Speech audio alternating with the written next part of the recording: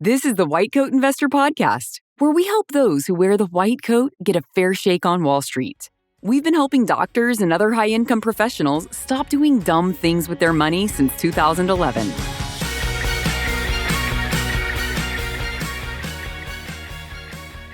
This is White Coat Investor Podcast number 324. Pilots can reach financial independence too. Today's episode is brought to us by SoFi, the folks who help you get your money right. They've got exclusive rates and offers to help medical professionals like you when it comes to refinancing your student loans. That could end up saving you thousands of dollars. Still in residency? SoFi offers competitive rates and the ability to whittle down your payments to just $100 a month while you're still in residency. Already out of residency? SoFi's got you covered there too, with great rates that can help you save money and get on the road to financial freedom. Check out their payment plans and interest rates at sofi.com/whitecoatinvestor. SoFi Student Loans are originated by SoFi Bank, NA, member FDIC.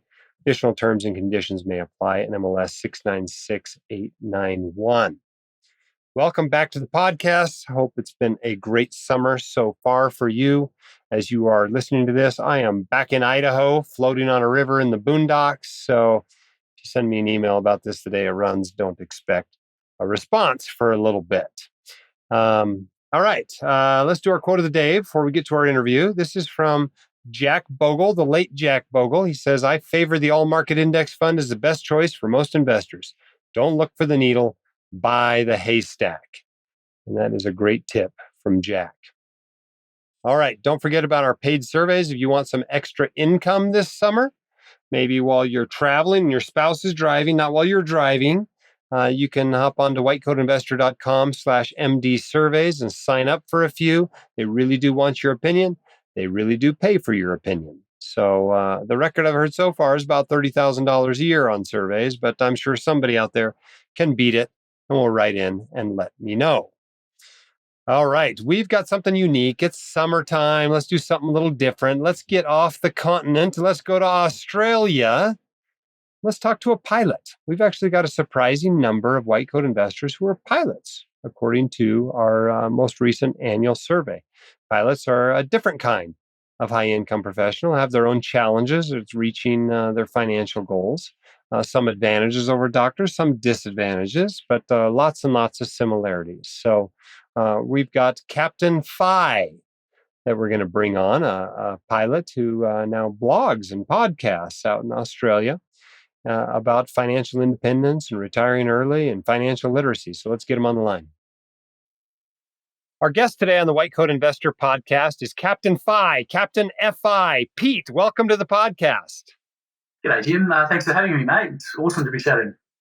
Yeah, so how do you pronounce it? Do you pronounce it Captain F.I. or Captain F.I.? Yeah, Captain F.I.R.E. got it in one. So, look, it's a bit of a funny one. It basically just came apart because, obviously, I'm a pilot. That's what I do for my day job, although not anymore. I now spend a lot of my time writing and podcasting. And F.I.R.E. just financial independence, which was, I guess, the whole theme of my blog. Yeah, I think people have probably caught on to your accent at this point as well. You want to tell people where you are and what time of morning it is while we're recording this? Yeah, I'm tuning in from Adelaide, South Australia. And yeah, it's pretty early in the morning, but that's okay because my lovely partner made me a cappuccino and I'll be sipping on that whilst we chat this morning. All right, good times. It's the end of our workday, the beginning of yours. So, all right, let's start at the beginning. Tell us a little bit about your upbringing and what it taught you about money. Yeah, so look, I'll preface with this say is sometimes I'll start talking and you just need to give me a hint when it's time to stop talking. Look, I grew up in rural Australia and unfortunately my parents did split up. I didn't exactly have the greatest dad. It wasn't very nice to my mum. And my mum was just the most incredible person. So she got me and my siblings, and we left the farm property, and she basically started a new life in the city. And yeah, we just, I guess I would say it's a fairly normal suburban upbringing. I did have some issues at school. I think I bounced around to, about 17 different schools just with some behavioural issues. But my mum always stood up for me. Yeah, she was absolutely lovely. Unfortunately, because of the issues between her and my dad. My dad was pretty much completely out of the picture, so I didn't really get to see him much. I sometimes see him once a year or every couple of years, which was, made me sad, and he didn't contribute financially to my mum's or to our household. So mum did it pretty tough. She was a teacher. She worked part time to, I guess, optimize between like the cost of childcare and how much income she was able to bring in. But as a result, it was below the poverty line here in Australia. But not to be having a sob story. I had an awesome childhood, and I'm so grateful for everything that my mum did for us. She always told us that you just need a little bit more income coming in than you have coming out. And unfortunately, my dear mum did pass away recently after a very long battle with cancer.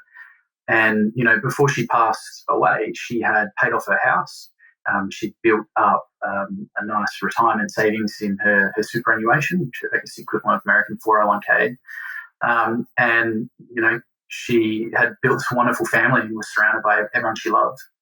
So yeah, I guess in summary, I had a wonderful childhood, and really that's just a testament to how wonderful my mum was.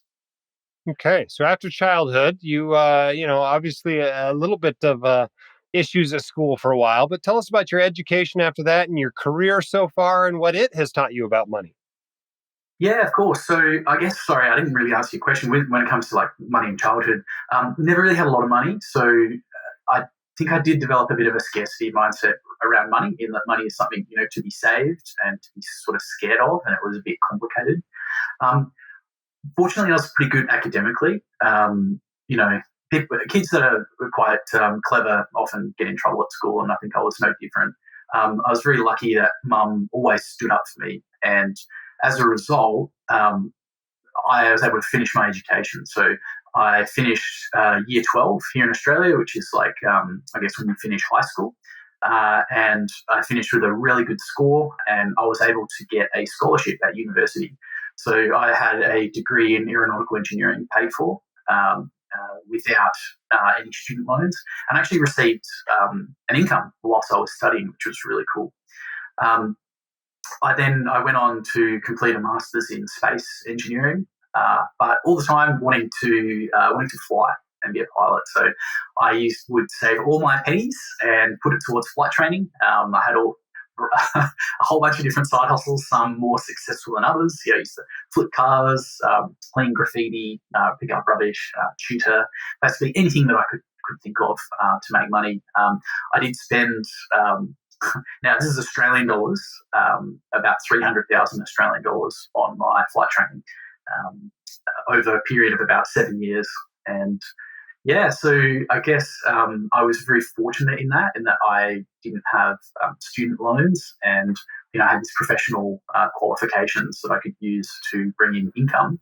But basically, once I'd finished my pilot training, I had still got my income coming in, but I no longer had this massive deficit. So that was kind of the inception of my learning about personal finances out of a necessity, because I basically couldn't spend all of my income. So let's not talk necessarily just about you. You're a pilot. You know other pilots. You worked with lots of pilots. How is the typical pilot with money, and why do you think that is?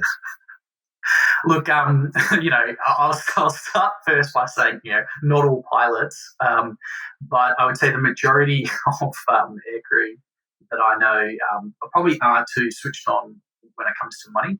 And it seems to be something related to most professional careers and high income earners that, money in seems to equal money out. I worked with a lot of colleagues who finance their cars, finance their holidays, finance their home. I mean, some debt is obviously sensible. My personal opinion is I don't like consumer debt. So I personally have never had a credit card.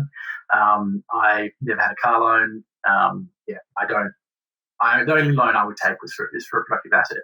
But again, not about me. This is about, I guess, the industry, the wider industry. It can be difficult for young pilots and junior pilots.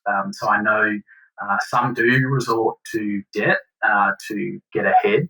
But one of the things that I didn't really like about working as a pilot maybe was um, there is an element of the keeping up with the Joneses, like the popularity contest. To be seen as, successful, you need a C-suite executive car, and perhaps for certain areas, say if you're working in outback Australia, the car that everyone wants here is a Land Cruiser. And I'm not sure what the equivalent is over in the US, but a Land Cruiser can be, A Land Cruiser. Yeah, they can spend $200,000 on one, So I imagine it might be a similar culture in medicine. And I was actually recently chatting to a GP, Dev, who interviewed me, and we were actually talking about this exact thing. There's a lot of crossovers between the medical and aviation worlds, including professionally, things like the checklist manifesto. But yes, I would say not all pilots are particularly good with their money. And I don't know, Jim, do you think maybe that's just a trap with high income earners that always see this money coming in, that it's never an issue for them? What have you seen in the medical industry? I think the truth is that pilots, doctors, they're all people. And most people spend all their money, and then some, And so I don't know. That's part of it. Part of it's status. You're expected to spend, you're expected to live a certain lifestyle. But I think most of it is we're just regular people that do what regular people do. And without financial discipline, without financial knowledge, that's what people do. And so it's not that unusual. Now you go by Captain Fi, and I'm curious, what got you interested in FIRE, in financial independence, retire early? What got you interested in that movement? Yeah. Okay. So I guess I reached this sort of crux in my adult career, where I think it's around 2014, where I had achieved my professional qualifications. I had a frozen air transport pilot's license, which is when you have a commercial pilot's license and you've done all of your airline theory subjects, and you're basically ready to slot into the airlines. And I was working as a flying instructor. In fact, I was working multiple jobs still. And I sort of had this surplus income that I know I needed to do something with. So that was the first aspect is, okay, there's some income trouble, something needs to be done with it. Now, my previous role as an engineer, I would typically want to optimize everything. And I think I've fallen into the trap of over-optimizing things. So I knew I want to do something, I want to do it right. And probably starting to build up a little bit of money anxiety around that, because I wasn't used to having money. So I felt like I was responsible to do something proper with it. And actually, before I started doing something useful with it, I started, buying lots of gifts for people. Bought my sister a car, laptops, like paying for international trips for family. I started to realize, no, actually, I can't keep putting this off. I need to do something clever with the money. I need to do something responsible with the money. And it set me down a rabbit hole of learning about different, assets. I had money in a managed fund which performed very, very poorly, underperformed the market. I think market was, if I look back, was doing 10%. I was getting 4% with horrendous brokerage fees, a couple of percent each way, which was just shocking. So I think I made a lot of silly mistakes when it came to investing. I tried to buy an investment property, tried to haggle with the real estate agent, had no idea about property, and I think really just embarrassed myself. I ended up picking up a book. It's really popular in Australia here. It's called The Barefoot Investor, written by Scott Pape. He used to write a financial column in a newspaper. Yeah, very, very popular, probably very similar to Dave Ramsey over in the US. And his book was great. And it's sort of a no-nonsense book that sort of helps the majority of Australians get to a baseline level of financial literacy. And that was great. And that kind of started me off. I think I read Robert Kiyosaki, Rich Dad, Poor Dad. And then I found out about J.L. Collins, The Simple Path to Wealth, and Mr. Money Moustache, The Mad Scientist. And I kind of went crazy. And I was binging all of the podcasts. I was reading all of the blogs. And I got really, really excited. And it sort of helped me because there's this culture at my workplace, my old workplace. I kind of refer to it as the smoke 'em if you've got 'em mentality. And I think that was where most people were, in that paycheck to paycheck cycle. And it was kind of self-destructive.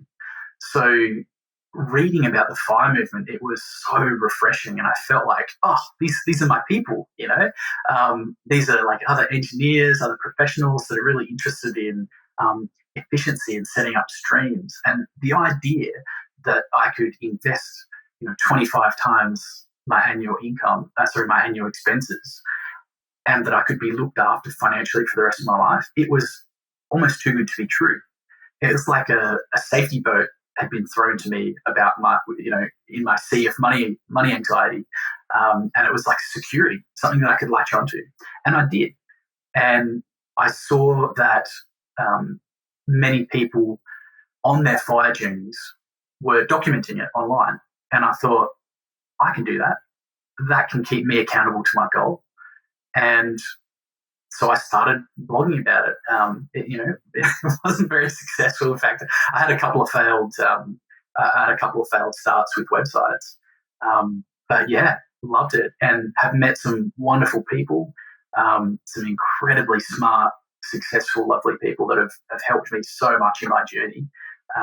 And yeah, I don't think I would be where I am like today if I hadn't started blogging about my experience.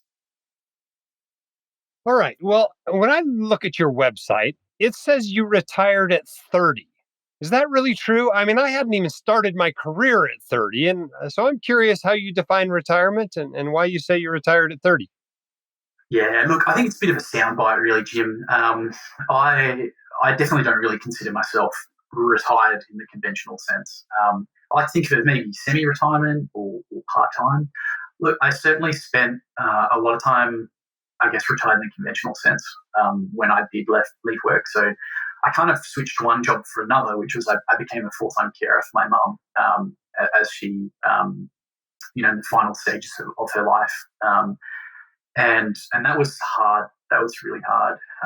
So when she passed away around Christmas, that was where I felt that cliff of like, oh no, what do I do? What do I do with my time? Who am I? What's my purpose? Like, I was so motivated for 7 years or so about saving and investing towards FIRE that when it sort of happened, I felt really destabilized. I had this like existential crisis. And I think a friend of mine told me to read Nausea by Sartre, and that definitely didn't help. That's a difficult book to read.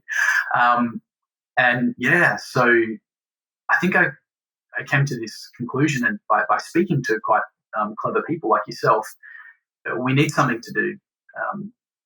And of course, I'd been blogging and podcasting along my journey to FIRE, and I realized this is something that I want to continue. So I think, I guess I would call myself semi-retired, or I work part-time. Actually run a portfolio of websites, and they just sort of tick away in the background. I guess it was an additional pillar. People talk about different pillars of wealth, investments, property, superannuation or 401ks, and then business. And under the business pillar, that's where these websites would fit. I guess I'm fortunate that I have a brilliant team of outsourcers that work as contractors, and they do an amazing job. I really enjoy the SEO and the keyword research aspect. So, it's very interesting when you look at content websites, they actually don't really take a lot of time. So these days I spend a lot of time with my dog, focusing a lot on fitness, myself, friends. It's I think recent events, the passing of my mum and the passing of a close friend of mine only just recently, has definitely put this into perspective that you only get one shot at this life, and you can make a few sensible and strategic decisions early, and focus on, I guess, that delayed gratification. You really can free up your life to do what matters for you most. But I don't think you need to wait until you've got a FIRE number, like until you have 25 times your savings to actually do the things you want. And so I'm really looking forward to buying a hobby farm soon. In fact, I'm looking all the time before bed when I wake up at properties. And, my goal is to start planting as many fruit trees and big veggie garden and, have a lovely house and start raising a family. So I think there's a lot of work ahead for me. So I think, it's a lot of words, but to summarize, no, I don't. It's not your conventional retirement. I'm not sitting on a couch. I'm not going to go to Bali and sit on the beach sipping bintangs my life. I think as a human, we need hard work. Your body needs hard work. Your brain needs to be stimulated. So it's just about reframing why you're doing those activities. Now, as I read through your blog, you throw a figure out there that your family spends something like $30,000 or $35,000 a year. Now, I assume these are Australian dollars, which for those who aren't familiar with the exchange rate's about 0.67, meaning an Australian dollar is worth about 2/3 of a US dollar. So $30,000 to $35,000. I mean, some families spend that on a 2-week trip to Europe. And so I'm a little bit curious how that's going. I mean, do you think you'd enjoy being able to spend 5 times that much if you didn't have to go back to work to do that? Or tell us about why you're chosen to, essentially have that lifestyle. Yeah, look, it's an interesting one, Jim, and money is something I'm still working on. So, I talk to a therapist, and one of the things that comes up is spending more freely. In fact, he's always not, he's always gently encouraging me to spend more on experiences. And look, we do sometimes spend more. So that's kind of my base spend, and that's based on we live in a very modest place. In fact, we've got a 2-bedroom house, which is awesome. I've previously always had like a 1-bedroom apartment. I was living in Sydney, and so I'm speaking to you now from our second room, which we've set up as an office, which is pretty luxe in my books. We have a dog, wonderful. Obviously quite a lot of expenses relating to having a pet, and I think that's awesome. And I don't think anyone should be shamed for spending or for not spending. But I just think it's important to spend on what's important to you. And for me, a lot of that stuff, a lot of the spending is just sort of not important. And whether that was part of just growing up and not having that, we never went to see shows. So I'm not really interested in, as much as she's an idol, Taylor Swift coming to Australia, everyone's like going nuts for it. Some people are spending like $1,000 on tickets, but that's not something that I want to do. Like maybe I'm a boring old man who's older than his years, but standing in a concert with loud people screaming and getting sore feet, that doesn't sound like a great time for me. Like I would love to be curled up next to a fire reading a book, maybe sipping a coffee or a glass of wine or something, or out in the future on my farm, building up my permaculture food forest and growing food for people. I guess I enjoy activities that are low cost in nature or activities that produce an income. It's kind of just how I tick. But having said that, we do have some expenses. Did you want me to go through the expenses or? Well, I don't know necessarily you have to go through the expenses. I think a lot of our listeners would just kind of hear that sort of a dollar figure, adjust it for US dollars, and just go, wow, that's such low spending. I've talked to lots of people that would love to retire at 35 or 45 or 55, but not if it meant living on $35,000 a year. They would rather work longer than retire on that, because it isn't really, the question, I think it was George Foreman who said this. He said, it's not, what age you want to retire at, it's at what income, and there's a lot of truth to that. Obviously, in the FIRE movement, people understand the math behind that. But what would you say to someone that says, you know what, 35 or 45 sounds great, but no way. I would rather work longer and be able to spend $80,000 or $100,000 a year. Oh yeah, look, that's totally fine. And that thing about personal finance is it's so personal. I'll just put out there, the share portfolio that I have, that spits off about $42,000 a year in income. The investment property, there's another 25K of income. The websites, I had a couple of dozen websites, and at the moment I choose to reinvest all into building the sites, paying my contractors. But wouldn't be too hard for me to take another, like even 10,000 a month, 120K from that. So actually, my investments, if I wanted to take the income now, could be actually my income, my flying income.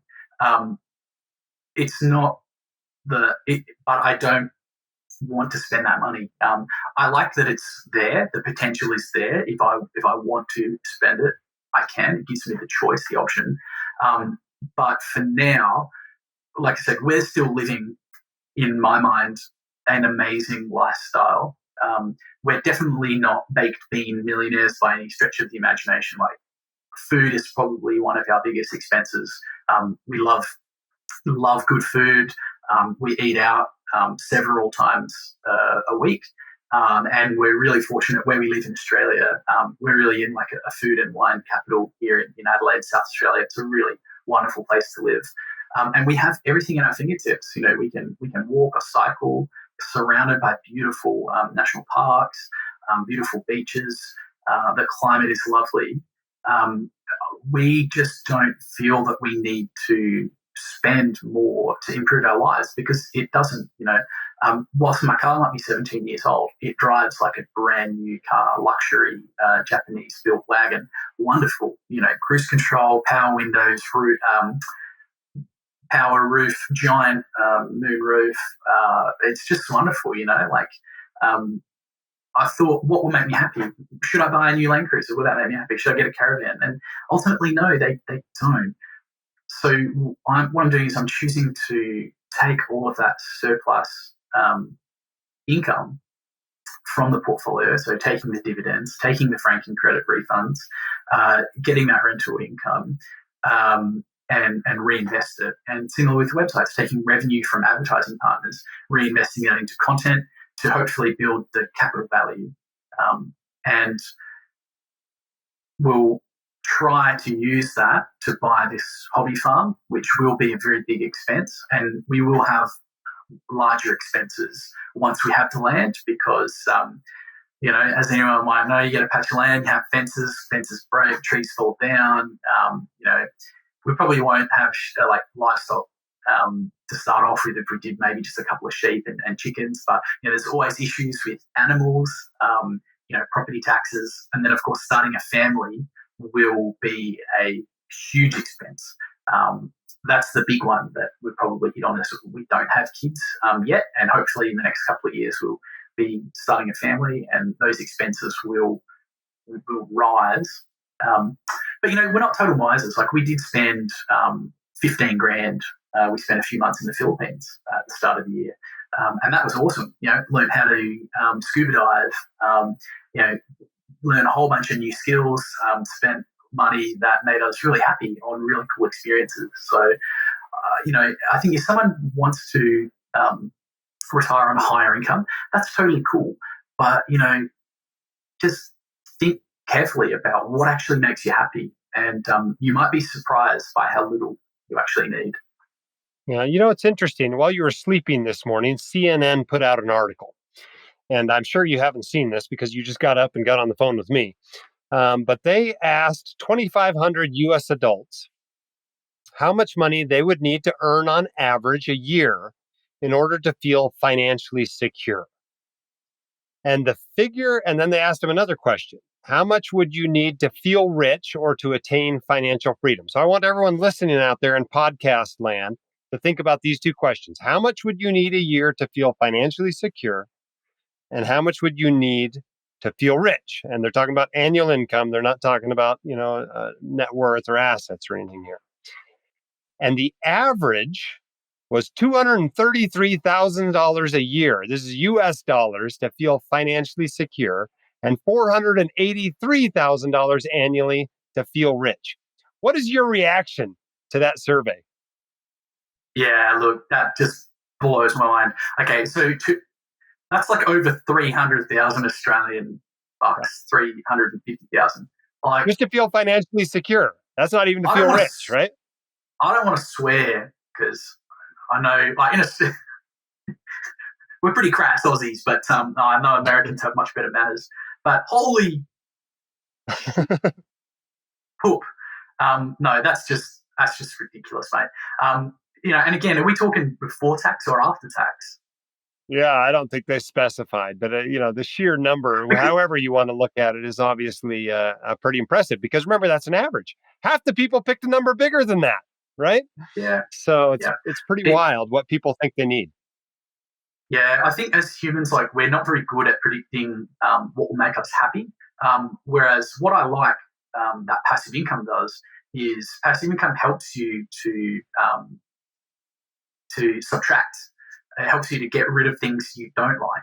So for me, I don't like shift work. I don't like doing red eye flights. I don't like taking off into a sunset and landing after a sunrise. Like, man, that's so bad for your body. And you mentioned that, like, a lot of doctors. You're talking to an emergency doc, right? You're preaching to the choir here. So you basically live on my night adrenaline. Shifts. It was the first thing I did when I got close to being FI is drop my night shifts. So awesome, yeah, because you can take away some of these things that you don't like, and it builds this wonderful life. And so I think maybe the people that are in this survey, maybe they just they're looking at it from the wrong approach. That like, it's like a head in the clouds, la la la. Yeah, give me $500,000 income and I'll be happy. Like, right. Like, yeah. I don't know a lot of super wealthy people, but I've met a lot of financially independent people through Captain FI and through the FIRE movement.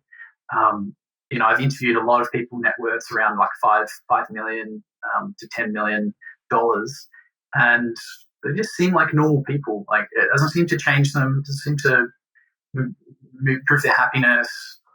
I think, to some extent, it can create further issues. Wealth can create unforeseen issues. Certainly, giving unearned masses of wealth to people can be a huge burden, can be really unfair.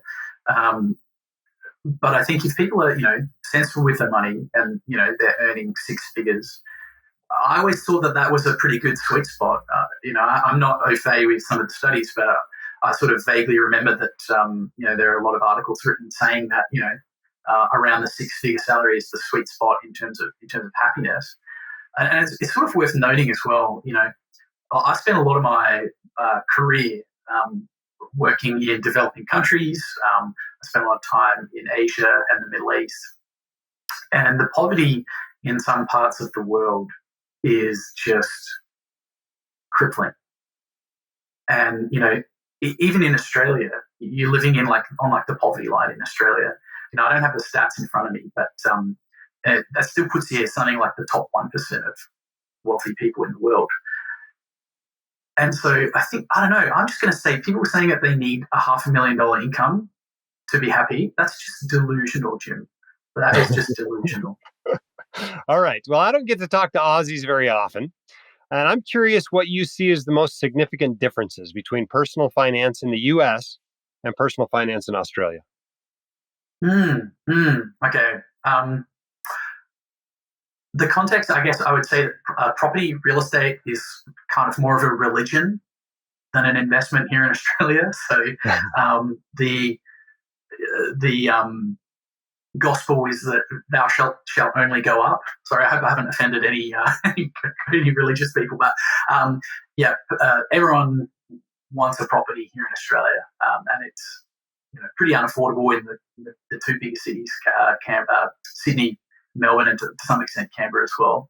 I live in Adelaide, which is seen as a less desirable place. It's a much smaller city. So real estate is obviously much more affordable. Cost of living is much more affordable. So that's probably the big one. Is a lot of Australians, this Australian dream is sort of owning your own home, a quarter-acre block, and getting your Land Cruiser or your Hilux. We have, I guess, probably similar financial setups. The taxation is probably similar. We have one level of tax, like a federal tax, so we don't pay sort of state taxes.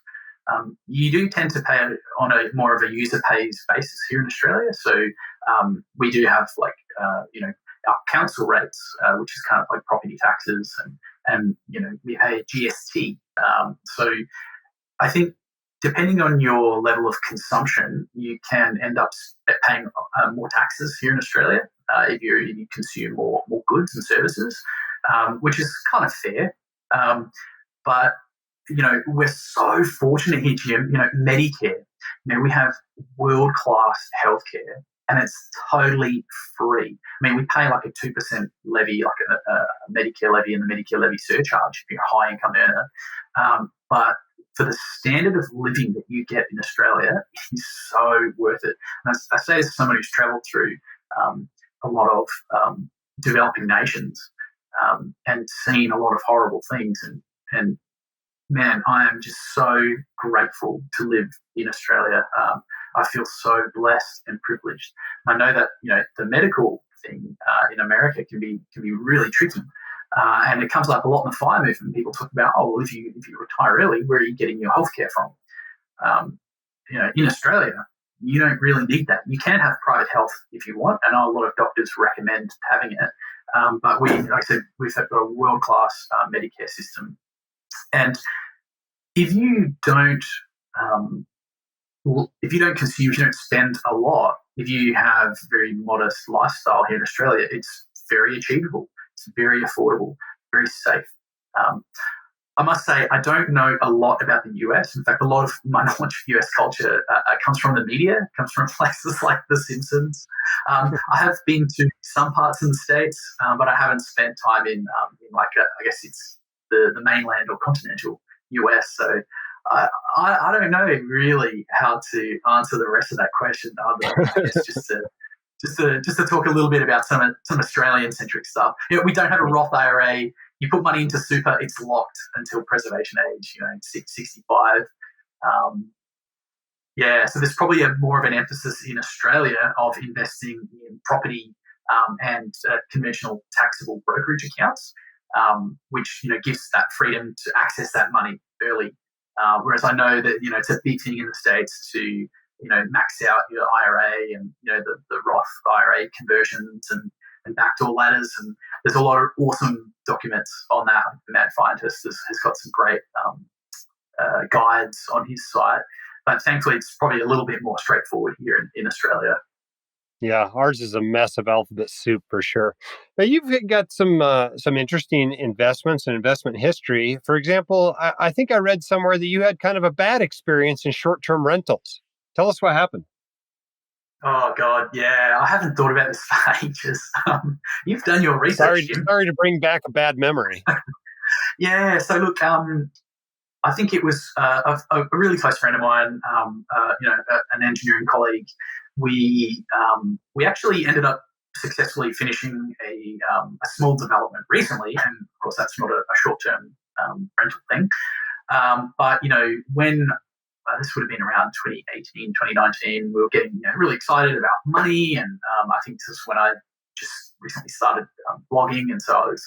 I thought I needed to do everything and have fingers in every pie and maximize the chances of reaching FIRE. And so, we set up a company for short-term rentals. So we would try to lease properties. We take a 6 to 12 month lease, and then release them or sublet them on the short-term market. And we also had another avenue where we would basically manage for owners. So we would go directly to landlords and say, "Hey, look, we can manage your apartment for you and get a better rate on the short-term market, and then charge them for the privilege." And then so we were really gearing up for that. And then the pandemic happened, and thankfully it wasn't too much. I think we probably 20 grand loss or Yeah. something. Australia was pretty locked down during the pandemic, as I recall. So I'm guessing there weren't a lot of people traveling and using short-term rentals, huh? No. It went from this really thriving demand to basically zero overnight. And so did feel a bit foolish, but I think I learned a good lesson about business, capital, risk, and my personal risk tolerance. It took a lot of time. It took money, risk, and it turned out I wasn't suited to do something like that. We might look at it. My partner and I might look at it in the future, something like a farm stay, a bed and breakfast kind of thing on our property in the future. But certainly, I'm not going to be subletting or trying to run a property management company for anyone. Incidentally, we still have the website, and it still generates a lot of traffic. And my business partner, I think he sells the leads to other real estate agents. So it's still there's something good's come out of it, and it certainly taught us a bit more about the value of online business and lead gen. So it wasn't a total waste. Yeah, speaking of websites, this sounds like something you invest a significant amount in. And I'm curious what you think about website investing for most people. Do you think most people can be successful investing in websites, or do you think that's kind of takes a special person? Yeah, look, I would say it's definitely within reach for everyone, but it's not a panacea. It's not easy. It's not something you can just hop in, make all this money. A lot of people spruik it as something that's too good to be true, and often something's too good to be true. Yes. It took a long time for me to see income from my website portfolio, and I think it's really about like front end load. So if you're able to put in a lot of the time and a lot of the effort, or alternatively invest capital in buying a quality website that someone else has put in time and capital into, meaning content and backlinks. You can get a wonderful cash flowing asset, but unfortunately, a lot of people don't seem to be able to stick with it. I'm not sure what the stats are, Jim, in the US, but in Australia, I think it's something like 9 out of 10 businesses fail in the first year, and it kind of just gets harder from there. And I've personally seen this in one of the training courses that I've done here in Australia. There is, quite a lot of people do the course, and yes, there are a lot of people that are successful, but a lot of people do tend to just give up or fade away. And ironically, that's actually the best time for the successful people to kind of swoop in and buy those websites. It's one of those things where I think you just need to stick with it, and if you are able to produce good quality content that people are interested in reading, and you provide value to your audience, you don't try and over saturate them with advertising and offers, and you're genuinely providing value, then I think your site can be successful. It isn't rocket science. It's really just finding sensible keywords that demonstrate what people are searching for, then writing good long form sensible content that answers people's questions, and then links, providing appropriate links for them to then go and have further reading, and then also getting people to link to your article. And if you're able to do that, and you're able to do that for a couple of years, I think you can build up a really awesome asset. But if you're not able to do that, if you're not willing to put the time, effort, or money into it, then it's probably a waste of time for some people. Yeah.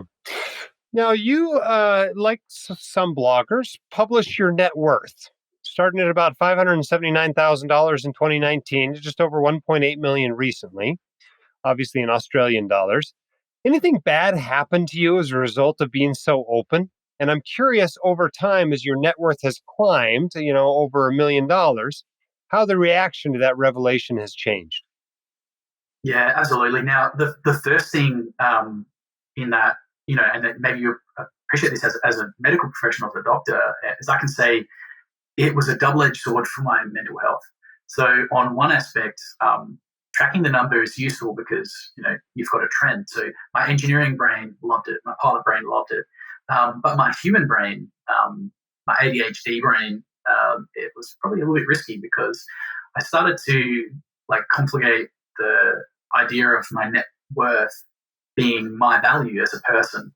So I try to refer to it as like a net wealth. That's my little subtle thing that I'm trying to shift. And that's something my therapist had mentioned because, first of all, your net worth is not your self-worth. And yeah, one of the reasons that I was blogging is because, I wanted to reach financial independence. And I saw a lot of successful people before me did that and it worked for them. And I thought, you know what, if they can do it, I can do it too. And I just stayed anonymous online. So I didn't have pictures of myself. I didn't have videos. I didn't talk about my job. I still don't. And that made me feel safe enough to put these very intimate figures about, saving and income and expenditure and investments. But yeah, unfortunately, you never truly anonymous online. So yeah, people did find out, work did find out, and it did become an issue because obviously the theme of the website is about becoming financially independent and not having to work. And when my boss found out about that, obviously weren't very impressed with me at all. And yeah, it ended up being a less than pleasant retirement process. I noticed that it seems like there's a lot of cheerleaders for people building their net worth, across the blogosphere up until the time they get to about $1 million. And then it feels like a lot of jealousy crops up and people aren't cheerleading nearly as loud as your net worth moves into the seven figures. Did you ever notice that? Yeah, look, on my platforms, I guess on my blog and on my social media, I could count on one hand, probably on, just with a couple of fingers, the number of I've run into. Most people have been incredibly supportive. Maybe people are treating me a bit gently because I've been through some really difficult things in my personal life recently, and I've been pretty open about, I guess, my experience with the death of my mum, my dad in palliative care, loss of my friends, and I guess just working on my mental health. So I found people have been really, really supportive and really loving and gentle and kind towards me. Having said that, if you dive into some dark places of the internet like Reddit, there's a lot of tall poppies. In Australia, we have this thing called tall poppy syndrome, and I guess the crux of it is, the flowers grow, and if one grows above, then you'll come along and sort of chop it off so that everyone's the same. I certainly experienced this in my work, working in small teams and sometimes with larger teams. That the needs of the team often outweigh the needs of the individual, and so sharing is important. And people do sometimes get their nose out of joint when there's a perceived inequality. Having said that, I think in general in the FIRE community, everyone's really quite supportive. I think maybe it's probably when you start opening up and being viewed by the wider society. There are people that do have different political beliefs, about wealth creation and wealth accumulation that some people don't think it's ethical, and I think everyone's entitled to their attitudes and opinions. But Australian society is probably very similar to American society. Going back to your question about the personal finance differences in it's a democratic capitalist society. We can own property, and the choices we make to specialize and build wealth through making decisions to spend less than you earn and save, you can really build huge amounts of wealth. And whilst there are inequalities, not everyone starts at the same level and not everyone's playing on the same field. I guess more generally speaking, there is this opportunity to save and build wealth that most people have an ability to do it. So I don't feel bad, and the people that do have a go, maybe they've got other things going on in their life. So you never know. Yeah. All right. Well, time's getting short here, but we have a fair number of pilots who are white coat investors who listen to this podcast, who read our blog. And I'm curious what your best tip is for pilots who want to become financially independent. Yeah, cool. So first up, get a high-paying job and fly as much as you can. If you can like get on longer flights, if you can get you can go from domestic to international, get on more trips. It's obviously more income. Advance your careers. Do your ATPL subjects. Do them as soon as possible. Get them out of the way, because if you're if you're a junior pilot and you're just sort of starting out, you don't really want to have that sort of big break from active flying when you're taking time out to go and do all of your theory subjects, where you're not earning and you're potentially losing currency, and potentially even left a role to do that. So that's the first thing. So I would say if you're going to study as a pilot, do CPL, do ATPL, get the MECA done, MCC, multi-crew coordination course, get all of the academic stuff sorted early. I don't think you need necessarily a degree. It's becoming less and less prevalent that you need a degree to work in the industry. Some employers are removing the requirement, but most, Bachelor of Aviation is useless. Don't waste your money on it. Literally, get your CPL, get your ATPL subjects done, get your MECA, try and get a few insurance renewals under your belt, and then look at operators that have complex fleets. So everything from scenic flights in your four-seater Cessnas, all the way up to complex twins and pressurized turbine engine aircraft. Like, look for a large fleet operator that you can progress within the company, because it's probably easier to progress within a company than to continually be job hopping. But otherwise, keep networking, going to events. If you can get involved with any aviation blogs or organizations, get involved with them. Start volunteering junior pilots. Get out there, produce content, write articles for magazines, become an expert at your job, and you can basically increase your income faster than a traditional pilot pathway. But having said that, that's only one side of the equation. So you need to be saving and investing that money. So whilst it might be important to spend some money on professional memberships, networking events, and that kind of stuff, don't fall into the trap of, I need to buy this. I need to have this really expensive watch. Not everyone needs a Breitling watch. That money could be much better off invested. Not that I'm trying to shame you. If you really want a Breitling watch, get one. But I'm pretty sure iPhones are more accurate than a Breitling watch now. So I don't know if that sounded like gobbledygook to you, Jim, but yeah. Sounds like your tip is work on the offense, but also work on the defense. Both sides of the equation. You got to play both sides. A lot of pilots as well, and I'm probably just as guilty as the things. Once everything's settled, once you're top climb, everything's calm. You're just basically up there in the autopilot. There's a lot of people like you chat, right? You chat business. So don't get sucked into stupid things financially. Like, a lot of pilots will have these business ventures. A lot of won't work out. Just think carefully about how you're going to invest your money. With the defense, boring low-cost index funds have worked for me. Property has worked for me, and websites have worked for me. In fact, I spent a lot of my time in the cruise blogging on an iPad. So make use of your time. Make use of your travels. Sometimes it can be quite weary, and you won't actually enjoy all these quick stays and quick turnarounds, but try and enjoy the travel, enjoy the lifestyle, because when you stop flying, you will miss it, because I do. Awesome. Well, we've been talking with Pete. He's Captain F.I.R.E. You can find out more about him at captainfi.com. And we appreciate your time coming on the White Coat Investor podcast today and sharing your story. Oh, absolutely. My pleasure, Jim. Thank you so much for inviting me. Awesome to connect. And now look forward to chatting in the future. All right. Bye-bye. Cheers, mate. Bye. All right. Hope you liked the interview. The accent, despite it being complete and perfect English, can be a little bit tough. I know my ear sometimes has a little bit of trouble understanding that, but we hope we got good quality audio for you so you're able to follow most of that conversation.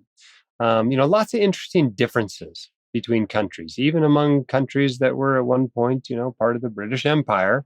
There are significant differences. I thought it was interesting to hear his perspective about, medical care in Australia and how little he worries about paying for that, whereas it's a big concern here in the U.S. Even among, white coat investors, it's a big concern.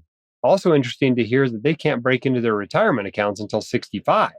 Not the case here, where you can get into your 401k at 55, you can get into your IRAs at 59 and a half. I mean, you can get into them at any time, but that's the without penalty or exception ages. So lots of interesting things there.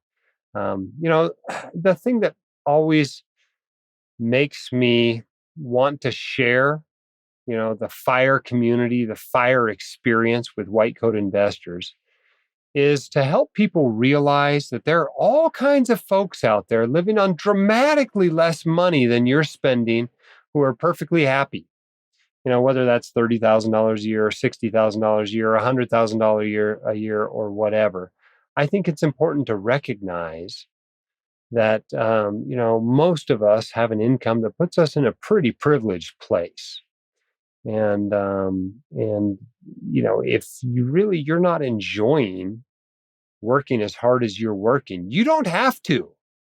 Okay? You can survive on less income. There is a whole community of blogs and podcasts out here that will teach you how to spend less money so you can reach financial independence faster, so you can work less, so you can do whatever your financial goals are. And I'm always impressed when I talk to them and think about how terrible my spending habits are compared to what they're doing. I mean, just today, I think I spent $3,000 or $4,000 trying to get secondary water connected to my, lawn. And I got to buy a new lawnmower for $650 because my son, kind of tried to mow something that shouldn't have been mowed. And I just had to put shocks and struts on my car. That stuff all adds up, several $1,000s. And there are people living on less than I spent on just, maintaining the stuff I've already got. And it's really pretty amazing how little you can live on and be happy. So you only get one trip around this world. Let's make sure we're spending our money and our time on what we care about the most. As I mentioned at the top of the podcast, SoFi could help medical professionals like you save thousands of dollars with exclusive rates and offers for refinancing your student loans. Visit SoFi.com/whitecoatinvestor to see all the promotions and offers they've got waiting for you. One more time, that's SoFi.com/whitecoatinvestor. SoFi Student Loans are originated by SoFi Bank, N.A., member FDIC. Additional terms and conditions may apply. NMLS 696891. By the way, if you haven't heard, federal student loans are back on come September 1st. You will have to make payments. Interest will start accumulating again. So if you've been waiting to refinance, well, now's the time. August, September, you can even get started right now. And by the time it comes through, you're going to be right up to that deadline. So if you've been waiting to refinance your loans, now's the time. SoFi is obviously a great partner for us, and they'd love to have you. They would love to help you save thousands in interest on your loans. Don't forget about the paid surveys I mentioned, whitecoatinvestor.com/MD surveys. Don't forget to leave us a 5-star review. You only have to do it once in all the years you listen to this podcast, but do go on, wherever you get your podcasts, Apple Podcasts or whatever, and leave us a great 5-star review to help us share this with others. Here's one from Gail, came in just this year. Said, my go-to financial podcast. I've been listening to this podcast since its inception. The more I listen, the more I learn, and I am inspired. I appreciate the diversity of invited guests and the positive messages and celebrations of those who are interviewed on Milestones to Millionaire. Dr. Dahle and his staff are providing an invaluable service. Thank you for all you do. 5 stars. And I echo those words. Thank you for what you do. Keep your head up, shoulders back. You've got this, and we can help. We'll see you next time on the White Coat Investor Podcast. The hosts of the White Coat Investor are not licensed accountants, attorneys, or financial advisors. This podcast is for your entertainment and information only. It should not be considered professional or personalized financial advice. You should consult the appropriate professional for specific advice relating to your situation.